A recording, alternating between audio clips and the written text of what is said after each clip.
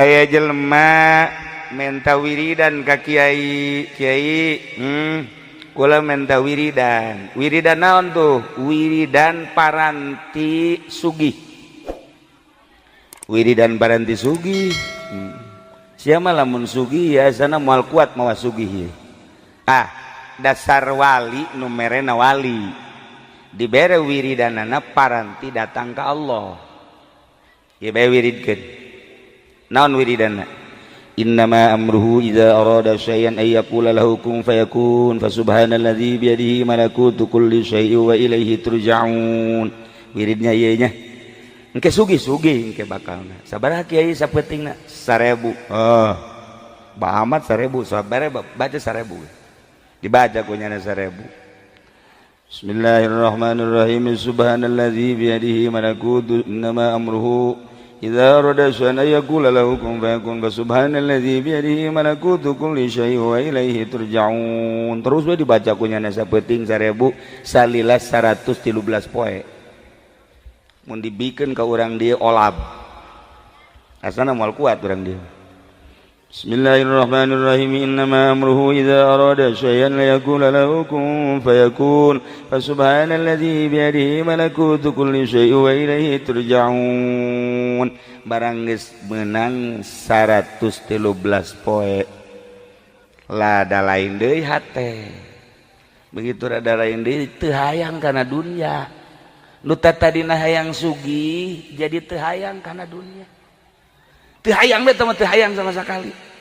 bebeja deui ka kiaina kiai kula kuari mah teu hayang ge sabarna mah kana dunya ngan kula hayang ka hiji awewe kula bogoh jasa ka awewe lamun kula teu kawin jeung eta asana kula mah hancur ye hirup eueuh deui harapan teh ewal teh eta oh jadi sia bogoh jasa ye wiridkeun nya naon innama amruhu idza arada syai'an yaqula lahu kun fayakun fasubhanalladzi biyadihi malakutu kulli syai'in wa ilaihi turja'un eta keneh eta deui deui emang wiridana ngau ulah omong sia mah dibere wiridan si kos kitu ayo geus tujukeun ku sia tujukeun nya bismillahirrahmanirrahim amruhu idza arada syai'an yaqula lahu subhanalladzi biyadihi kulli syai'in tak geus tanyana 1000 sapeting eta mah pelet mah teu kudu 113 poe ngan 7 peuting doang dak dumadak nyana teh hampang awak begitu hampang awak teh peureum bisa hiber ieu mah hiber aing anu nembak moal cenah ieu mah pluk datang ke Mekah aing datang ke Mekah wiridan ieu masyaallah terus tawaf ai keur tawaf awewe teh awewe anu kunyana dipake ka hayang aya keur tawaf deui iya oranganan tumpuan hatiku ada di sini cekin jangan langsung tawaf beres tawaf teh beres tawaf ngobrol neng aing neng ieu bisa ka dieu kumaha bisa ka dieu kula mah wiridan tisa wiridanna ti guru kula di ditu di Indonesia Kiai Anu wiridanna naon innama amruhu idza rasaina yaqul ai kakak sarua aing ge wiridan ieu wiridan bisa jadi koski ka hiji nomor kadua na ieu nomor kadua apan kakak teh ieu sebenarnya bogoh jasa ka neng dibere wiridanna eta sarua tah dibere idama amru idza rasaina yaqulakum fayakun deui jadi kakak teh pan bogoh ka neng dititangna wiridanna eta pugu kula ge bogoh ka kakak aju dibere na wiridanna eta aju geus kudu kumaha tuh jadi jak kuari mah berubah hiji teu hayang kana dunia cek eta awewe nomor kadua kuari berubah bogohna ka Allah jadi kakak kuari teu bogoh saeutik-eutik acan aing ge sarua cek nya sia di hareupeun aing so amat aing ge sarua jadi teu bogoh ka sia bogohna ka Allah oh haraj asapan eta wiridan nu tadina hayang bogoh ka manusia digilekeun ku ahli Allah Pak jadi resep ka Allah masyaallah oh hara gas Carita manehanana langsung bae ibadah sanggesa ibadah balik. Ieu mah carita lain orang Indonesia, carita orang Baghdad. Barang datang ke Baghdad mau tidak mau ku kolotna ditikahkeun. Sia aja geus aya umur pan masantren geus lila. Aing nyaho ilmu sia geus rada ayaan, alhamdulillah aing boga anak boga ilmu sia. Aing nyaho bahwa sia teh ditaluturkeun ku jelema nu hayang ngaji ka sia ngan aing mah ieu cek indungna can punah, can lantis lamun sia can kawin. Ku aing sia dikawinkeun. Tuh pilihan abah, pilihan ibu. Mangga abdi pokona dek nurut jasa. Akhirnya dikawinkeun. Awewe pan lamun dikawinkeun wedakna kandal jasa. Beuh, luar biasa eta pipi ku herang-herang teh. Teu nyaho jerona mah kos kumaha. Nu penting mah herang bae geus. Kutuna ge kutu geus teu wani. Sirem si Soledat aya sirem ge ka dieu hajut si Soledat ngobrol jeung babaturan aing teu sanggup ti Soledat cek. Heuh aing ge sarua. Rapih jasa. Kacaritakeun mah dikawinkeun, bae geus dikawinkeun ramean magrib selesai, isya salakina mantes di masjid, pamajikanana kacai, beres kacai dikumbah, nyana salat isya, beres salat isya langsung ka kamar berbaring. Salakina asup ka kamar biasa endek malam pertama. Barang dideuleu ku salakina beda beungeutna jeung tadi beurang. Tadi beurang mah ku lesang-lesang teuing, barang dideuleu di kamar bopeng. Bolode bopeng. Ieu mah beak, ieu mah buak, bopeng. Bopeng kabeh we sabeget bopeng. Bolode deus go gede cinggir. Cek ngaran teh salah teh si dedeuran aing ye. Ja tadi mah ku geulis teh ya. Ima bopeng langsung pemajikanana Noel ka salakina biasa Noel biasa bae cak salakina teneng hampurannya kunaon ka kamar rada kurang deuleu jadi teu pati ka deuleu nanaon ge remeng-remeng hampurannya bungaheun jasa tah pemajikanana berarti aing bopeng teu ka deuleu ye bungaheun jasa. Alhamdulillah cek majikanana. Beuki pede we nya di hareupeun salaki tadi teh berada ditutup-tutup barang ngadenge salaki kurang deuleu atuh diemrak-emrak. Teu kadeuleuan ieu. Isuk biasa ngobrol, isukna biasa ngobrol. Terus ngobrol deui. Kak, ai kakak kurang deuleu teh emang tikeur ieu apa kakara kuari-kuari? Ngadadak cek nyana. Ieu mah teu ngadadak aju kieu kakak ieu masyaallah jeung nya teh geus kieu meureun ti Gustina atulah ka geus nemah bae sebulan 2 bulan setahun tapi nyana dirahasiakeun bae ari maca Quran mah maca kitab jangan teu buta ieu tapi ka pamajikan mah asal deukeut bae ka pamajikan bubutaan malah leumpang ge mentara dari tungtun ka pamajikan mentara dari tungtun mitohana ge mitohana ngomong eta salaki sia emang sebenarnya rada kurang deuleu tan heueuh bah nyana rada kurang deuleu tikeur ieu apa anyar pas kawin be bah kurang deuleu teu ka deuleu atuh sia bopeng sia teu ka deuleu can nyorang neuleu ka kula ge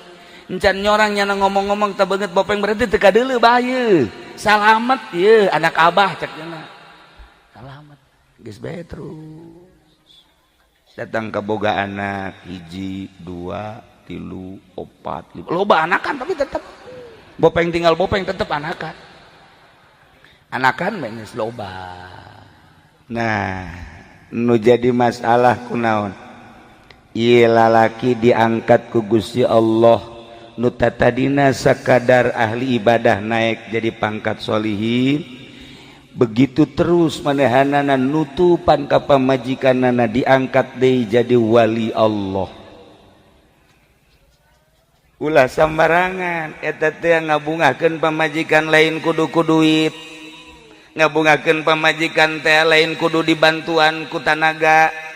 ieu tah nutupan ka izin pamajikan ti kawin datang ka anak baranakan nyana tetep bae ngakuna kurang deuleu ku sebab nyana mipindingan ka izin pamajikan haju ditutupan ku salakina diangkat jadi wali Allah. Beuh eta pohara jasa kuat jasa eta santri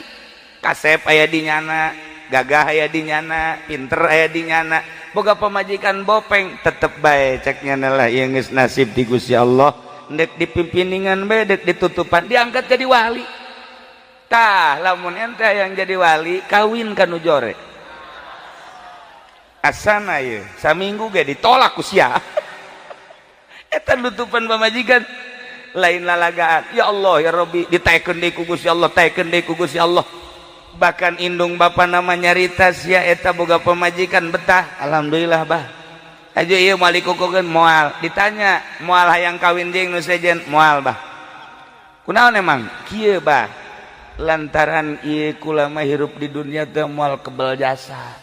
abah ibu kula moal karebal isuk pageto bakal balik ka Allah nu dipikiran teh engke lain kuari lah sapira dunia kunaon eta bisa kos kitu hatena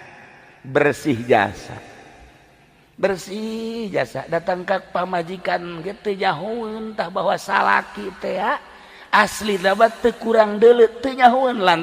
lantaran mipindingan pamajikan diangkat jadi wali. Ya Allah ya Rabbi tuh lamun urang nyaritakeun dongeng-dongeng kos kitu tah nya babari orang jadi wali teh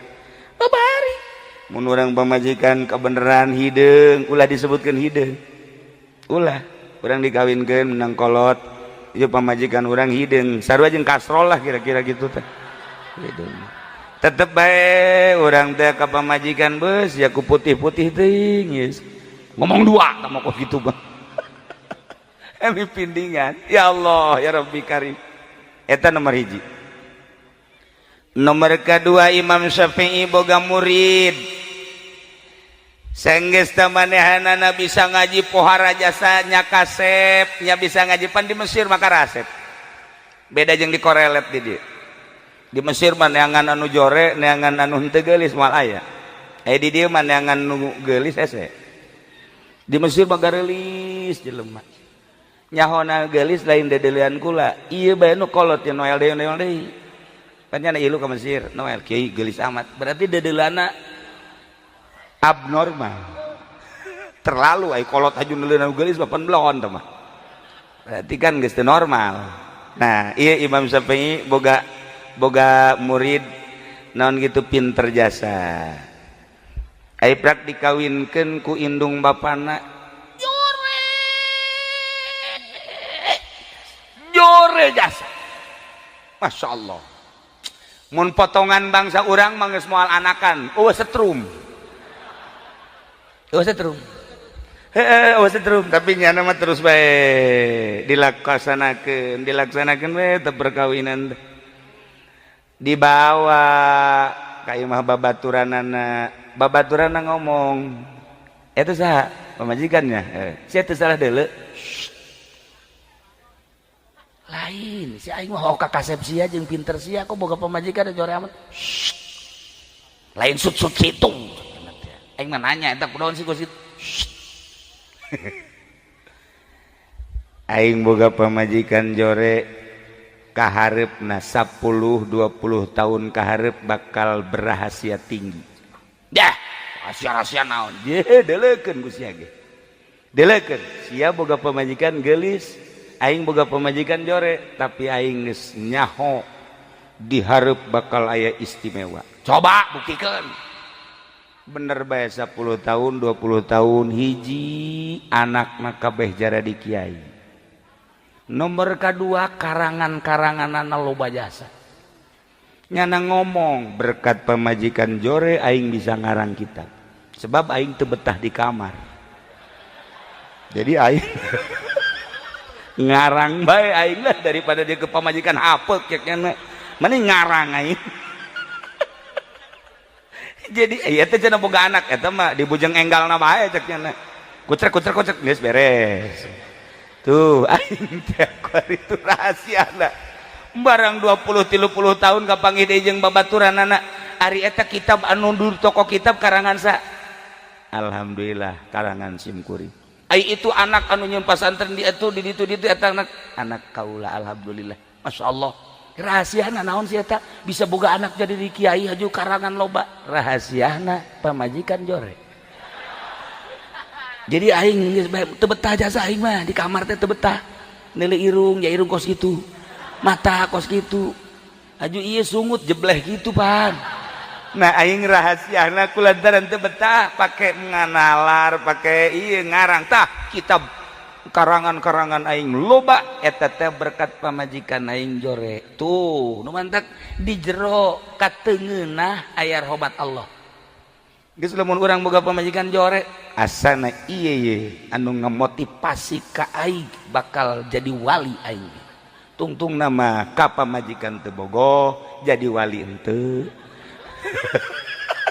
urang mah rugi 12 teh tungtung nama nu jelas mah disadari ku Gusti Allah disadari ku urang nah ieu maksudna kumaha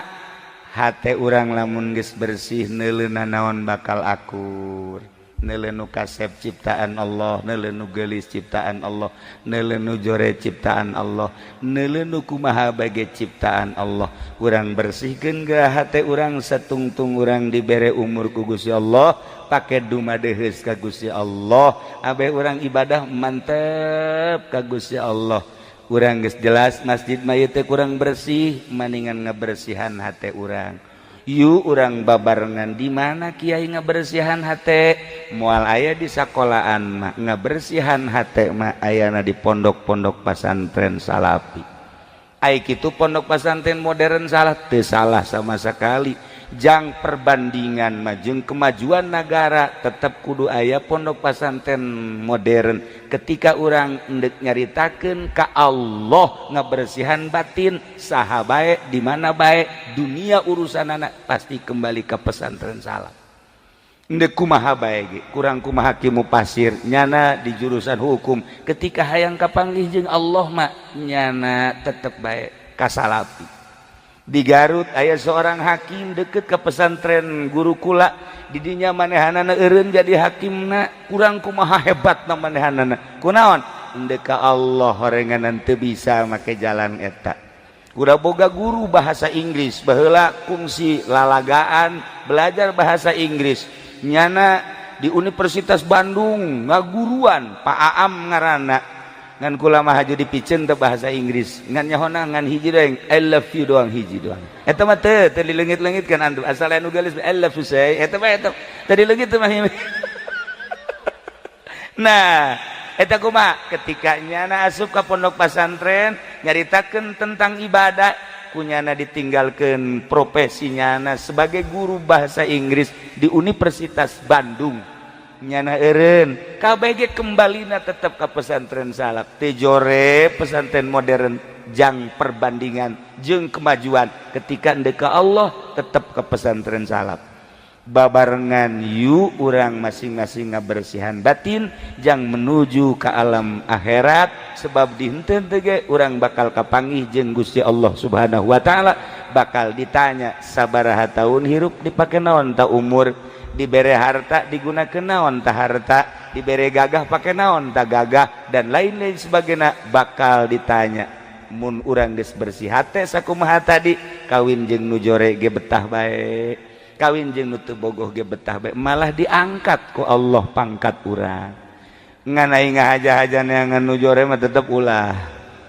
eta mah geus kitu bae ti Gusti Allahna mun urang dikawinkeun kabeneran teu bogoh teruskeun kula boga dongeng hiji deui aya santri abah kawinlah jeung hiji awewe nang kolot teu bogoh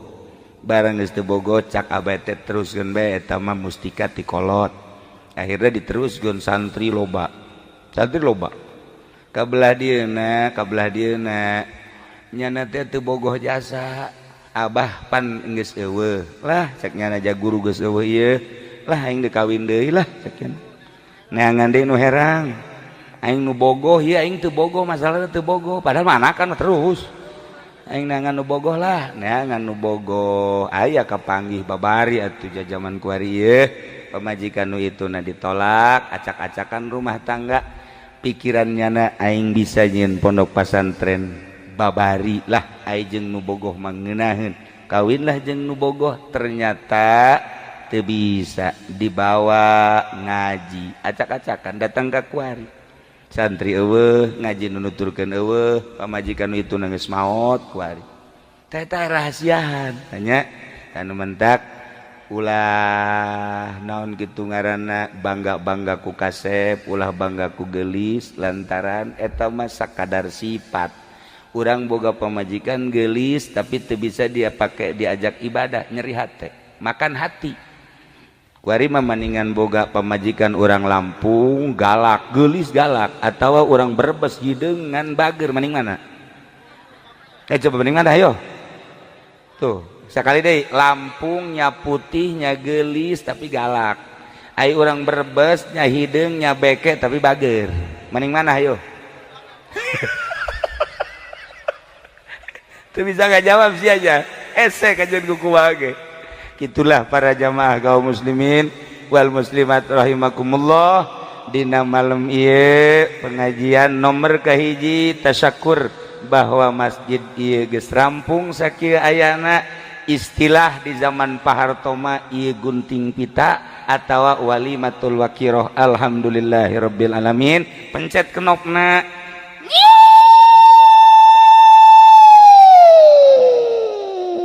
ngiung lain nguing emang biasanya nguing pan lantaran aya duit golkaran ngiung selesai guntingna geus teu kudu make gunting ya guntingna geus saper gunting besi atuh kudu make arit ge cukup ya mah geus ai ban-ban Pak Harto mah make gunting guntingna gunting emas beres acara guntingna dibikeun ka Pak Harto kan mantep ai kuari mah make guntingnya jadi dibikeun ka kula jangan naon gunting kos kitu ieu teu kudu geus alhamdulillah nomor kedua ingat bahwa kangjeng Nabi diisrokeun minal masjidil haram ilal masjidil aqsa yakni masjid berarti masjid perlambang secara zahirna bentuk masjid horenganan secara batinna jang menuju wusul ilallah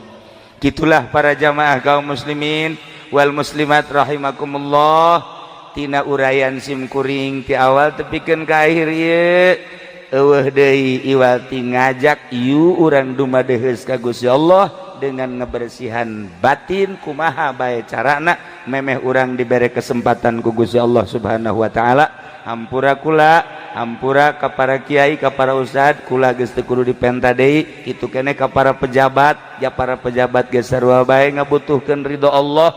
di ridho Allah ayana dina kebersihan batin jelema anu ngabogaan rencana-rencana dek jadi DPR, dek jadi bupati, dek jadi kepala desa nu penting rencana bener-bener ikhlas dek galuhurkeun agama Allah Subhanahu wa taala sakitu bae pihatur ti simkuring hapun tentina samudaya kalepatan sareng kakiranganana urang ngadoa Allahumma sholli wa sallim ala sayyidina Muhammadin fil awwalin wal akhirin wa barik wa sallim wa radhiyallahu ta'ala an sadatina ashabi sayyidina rasulillahi ajma'in amin ya Allah ya rabbal alamin Allahumma arham ummat sayyidina Muhammad Allahumma ajbur ummat sayyidina Muhammad Allahumma aslih ummat sayyidina Muhammad Allahumma farrijan ummati sayyidina Muhammadin sallallahu alaihi wasallam Allahumma anfa'na bima 'allamtana wa 'allimna ma yanfa'una wa zidna ilman wa yaqinan wa zidna ilman wa yaqinan wa zidna ilman wa yaqinan walhamdulillahi ala kulli hal wa na'udzu billahi min kulli hali ahli nar rabbana taqabbal minna innaka antas samiul alim wa tub alaina innaka antat tawwabur rahim wa shalli wa sallim ala jami'il anbiya'i wal mursalin walhamdulillahi rabbil alamin wallahul muwaffiq ila aqwamit thariq wassalamu alaikum warahmatullahi wabarakatuh.